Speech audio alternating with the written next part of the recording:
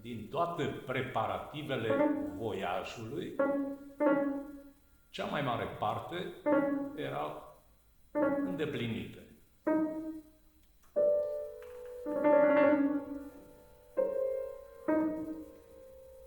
În cele din urmă, reuși să plătească și chiria. Ajutat fiind de cele două bătrâne rațe ale sale, și care nici de asta dată nu lăsară să alerge la mila vecinilor.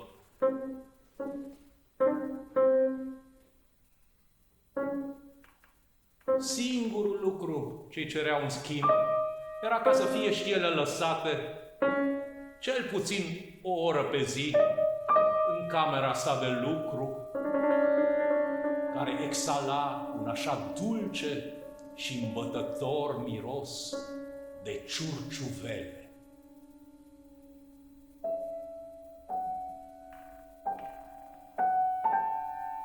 Se sui în corabie.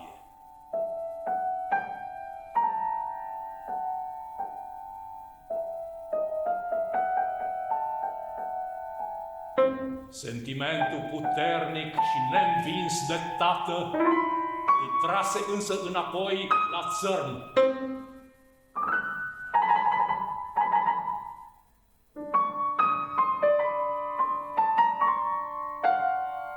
Nu mai avea nici un moment de pierdut.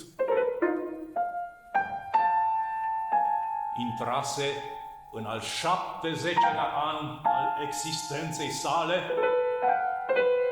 lăsând în urmă un trecut glorios.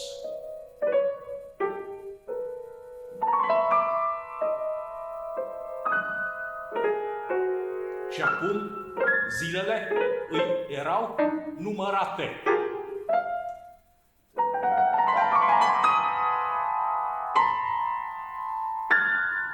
Singura dorință ce mai avea era să-și serbeze nunta de argint.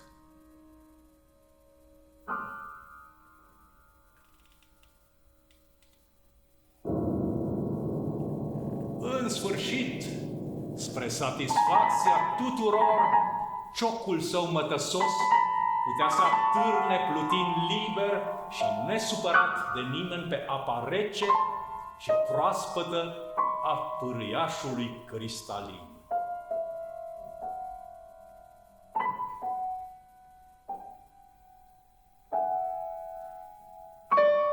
După aceea, se sui din nou în corabie.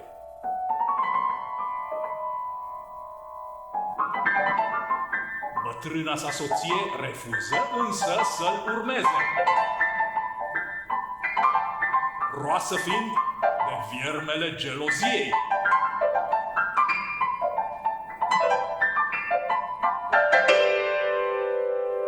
Totuși, conștientă de îndatoririle ei de soție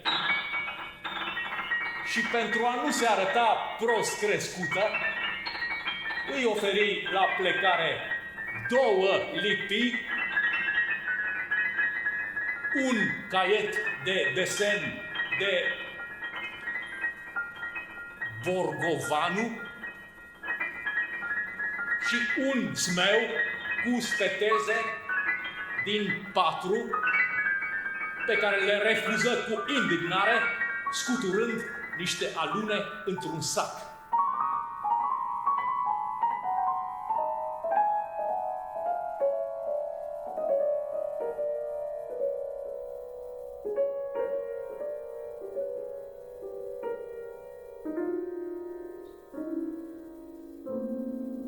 Ambițioasă ca orice femeie și neputând suporta afrontul unui asemenea refuz,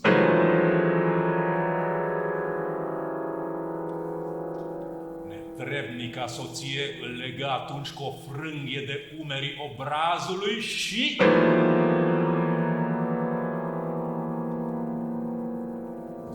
cel târâ în mod barbar.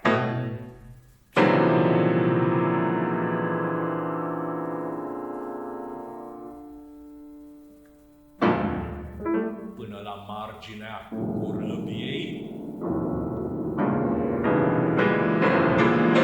îl lua și îl depuse fără nicio formalitate pe uscat.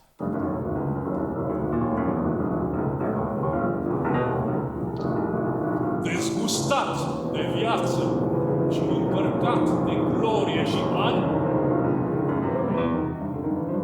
își scoase căciula și luă tot atunci ultimele dispozițiuni, care erau și ultima sa voință.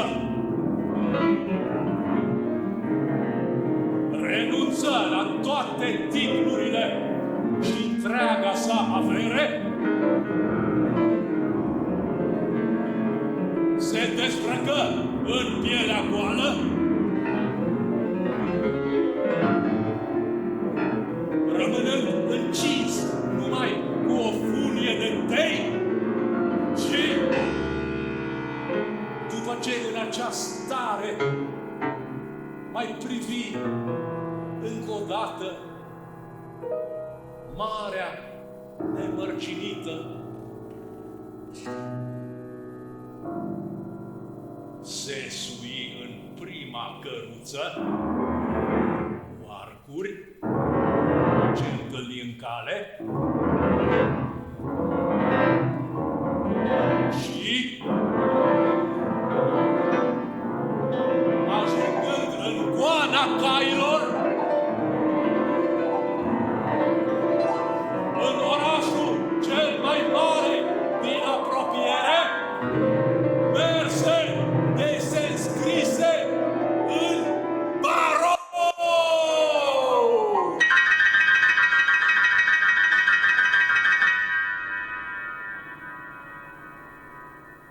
Concluziune și morală.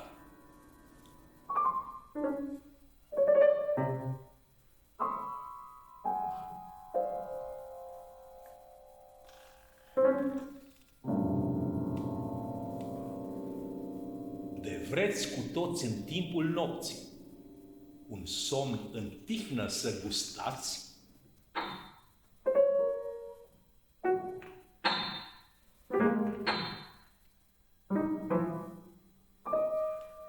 nu faceți schimb de ilustrate,